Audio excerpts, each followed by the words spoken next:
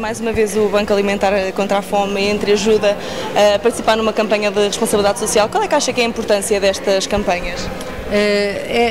As campanhas de responsabilidade social, quando são verdadeiras, são muito importantes porque podem ser muito mobilizadoras, mas sobretudo porque criam uma consciência coletiva que podemos devolver à sociedade aquilo que a sociedade nos dá.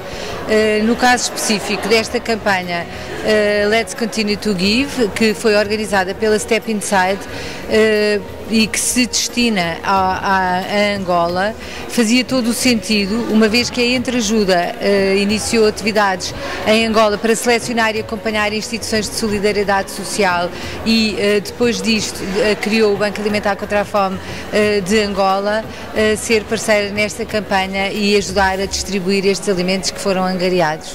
E acha que o principal objetivo desta ação é fazer caridade ou mais solidariedade?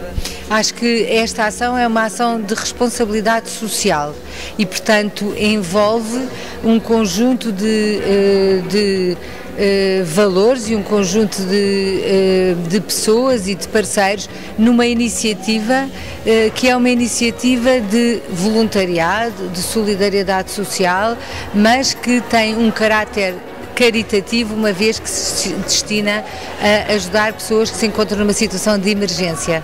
Acha que então que estas campanhas são muito importantes também para alertar um bocadinho aqui o país, tendo em conta a situação em que todos sabemos que Portugal está a atravessar? Sim, são muito importantes, sobretudo porque esta empresa, Step Inside, que é quase exclusivamente virada para a exportação, achou que tinha que devolver a estes mercados onde opera alguma coisa, e essa alguma coisa, no caso específico de Angola, foi alimentos. Ok, muito obrigada.